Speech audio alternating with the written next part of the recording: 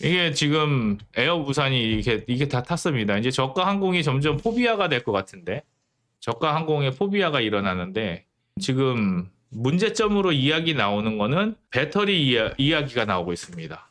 기내 수화물에서 준 짐에서 배터리에서 이제 연기가 났다. 그래서 보도 배터리나 전자기기 그런 거라고 지금 추측을 하고 있죠. 저는 우리나라 사람들 이런 거 되게 문제라고 생각을 해요. 그러니까 어떤 거 갖고 타지 말라 그러면은 꼭 그 선을 넘기는 사람들이 있어요. 그리고 나서 이게 뭐라고 해요? 비상 옆에 앉은 승객이 문 열고 반대편 게이트 열고 탈출하기 시작했다. 그래서 혼란스럽고 무서웠다. 요게 초점이 맞춰져 있죠. 그러니까 이거는 예, 말이 무성한 거기 때문에 기사만 갖고 간단하게 얘기를 하고 넘어가려고 하는데 이게 이륙을 안 해서 그렇지 이륙을 했으면은 더 큰 사고로 이어질 뻔했습니다. 어쨌든 간에 이거를 인명사고가 없으니까 그래도 이렇게 끝났는데 이거 보시면은 이쪽에서 탄 거잖아요. 여기 발화 지점이 여기서 불이 난 겁니다. 여기 승객의 짐에서 난 거는 맞아요. 기내에 갖고 타서 저 위에다가 이렇게 놓은 그거에서 발화된 거는 분명한 것 같거든요. 제가 볼 때도. 그래서 이런 식으로 가는 거고 승무원이 이제 진술하는 거는 승객 짐에서 났다. 그래서 보조 배터리가 원인인가 이러고 있습니다. 수화 가지고 되게 말이 많거든요. 항공기는 항공기 서비스이기도 하지만 거기에 있는 스튜어드하고 스튜어디스들은요. 비행기가 떴을 때는 비행기 안에서는 경찰관 같은 역할들을 해야 됩니다. 근데 우리나라 사람들이 승무원들한테 그런 권위를 주지를 않죠. 특히 이제 좀 나이가 좀 지긋하신 분들은 다 자기 아들, 딸 같은 사람들로 막 부려먹고 그러니까 땅콩회항 이런 것들도 비난받는 게 당연하긴 해요. 승무원들이 비행기가 떴을 때는 그 안에서의 그 비행기에서는 치안을 담당할 수 있는 사람들이 승무원밖에 없잖아요. 그래서 그런 권한들을 주는 겁니다. 그 위에 이제 손님이 왕이라니까 치안에 통제받을 수 있는 백성들은 없고 다 왕만 앉아 있는 거야. 아이고. 이런 것들은 이 사람들만 그런 게 아니라 대통령이랑 야당 대표가 지금 법을 얼마나 요리조리 피해가고 있습니까? 법꾸라지라 그러냐? 미꾸라지하고 법하고 합쳐가지고 법꾸라지라 그러잖아요. 얼마나 잘 도망다니면. 재벌 혐오로 몰아가는 건 문제죠. 예. 근데 그걸 또 이제 방어하는 입장도 또 그렇고, 저는 그냥 재벌 혐오든 뭐든 할 거는 해야 된다고 생각을 해요. 그걸 가지고 제가 뭐 이래라 저래라 할 수는 없습니다. 저는 그렇다고 해서 그들을 보호해주고 싶은 생각도 없고요. 그러니까 땅콩 해양을 한 거에 대해서는 저는 어쨌든 간에 재벌의 갑질은 없지 않습니다. 대기업 다녀보시면 알지만 재벌의 갑질이 없다고 생각하지는 않아요. 재벌도 각성해야 됩니다. 그런데 이제 정치인들이 더 문제인 게 문제인 거지 그렇다고 재벌들이 뭐 전혀 문제가 없진 않아요. 저는 문제가 굉장히 많다고 생각합니다.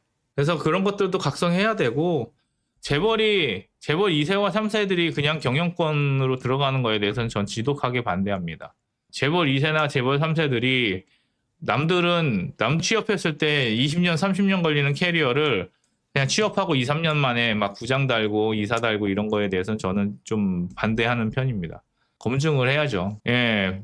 보조 배터리 소지 못하게 할 것 같습니다. 예. 대접은 왕으로 받으면서 의무도 왕으로 하라 그러면은 이제 도망가는 거죠. 예. 손님은 왕이라는 사고는요. 이런 겁니다. 제가 보기에는 이런 거예요. 우리가 서비스를 하는 사람인데 서비스를 하는 사람들끼리 이야기를 합니다. 야, 손님은 왕이 아니겠니?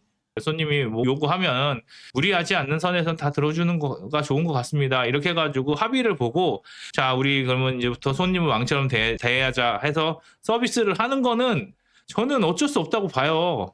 그건 이제 공급자들이 손님을 왕으로 대하는 거는 그 공급자들의 마인드고요. 그것도 사명이 아닙니다. 그런데 손님 와가지고 야, 니네 왕으로 대하기로 해줬으면 내가 무릎 꿇어 그러면 꿇어야 될 거 아니야? 이거는 아니라는 거죠. 그래서 제가 환자들이나 일반인들이 히포크라테스 얘기하는 게 너무 가증스럽습니다. 저는 의사들끼리 모여서 가운 입으면서 야, 우리는 환자들을 이렇게 잘해주는 게 중요한 거야. 카데바를 가지고 시신을 해부할 때 이렇게 기증해 주신 이런 숭고한 정신에 대해서 우리 이렇게 기리어야 된다 라고 의사들끼리의 직업윤리를 가지고 만드는 겁니다. 거기에는 누가 끼면 안 되냐면은 소비자가 끼면 안 돼요. 그렇게 진료비 별거 안 내면서도 자기의 권리는 다 챙겨가려고 하는 거고요.